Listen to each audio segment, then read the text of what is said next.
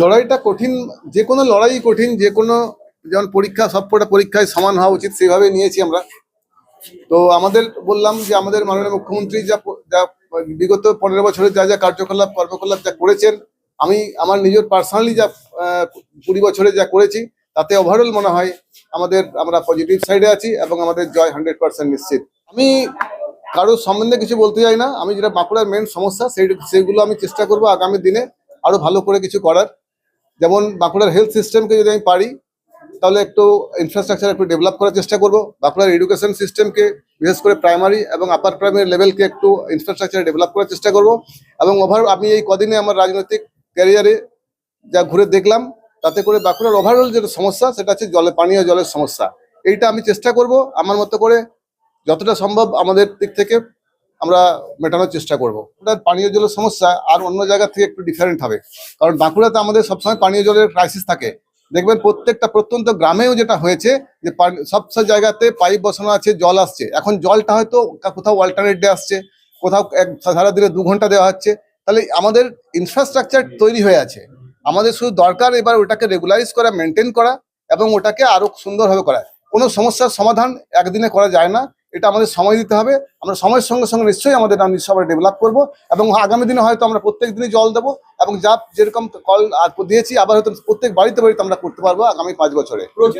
এটা নিশ্চয়ই আপনারা খুব ভালো জানেন যে আমি দুটো দিক থেকে পাচ্ছি।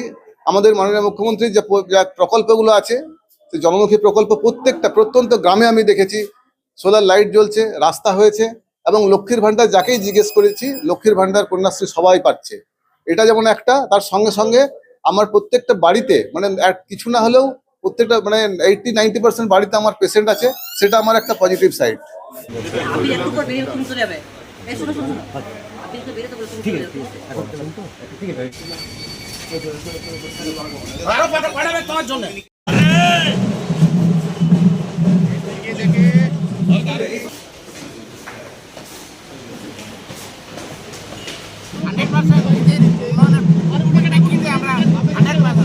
মূলত কোন কোন বিষয়গুলো ইস্যু করছে?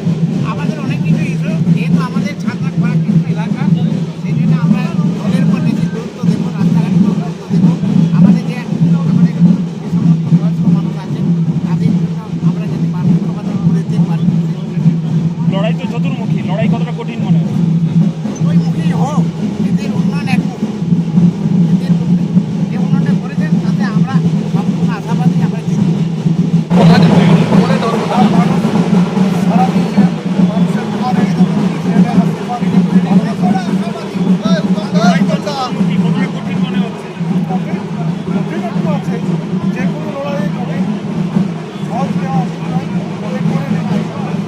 আশাবাদী, মানুষের উচ্ছ্বাস, মানুষ জানে যে তৃণমূল কংগ্রেস উন্নয়নের অব্যাহত রেখেছে, উন্নয়নের ডালি নিয়ে আজকে মানুষের মধ্যে ছড়িয়ে দিয়েছে।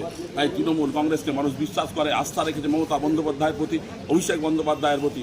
তাই তৃণমূল কংগ্রেসের পক্ষে আমার 6টা প্রার্থী জিতবে, আমরা পূর্ণ আশাবাদী। আজকে যুব সমাজ থেকে, ছাত্র থেকে, যুব থেকে, মহিলা থেকে, কৃষি থেকে সবাই মিলে উৎখাত করবে এই বিজেপিকে। সবাই মিলে প্রস্তুত আছে। 23 তারিখ নির্বাচনের দিন, সেই দিন ভোট দিয়ে বিজেপিকে নিপাত যাক, বিজেপি পশ্চিমবাংলা ছাড়ুক, তার বার্তা দেবে 4 তারিখে।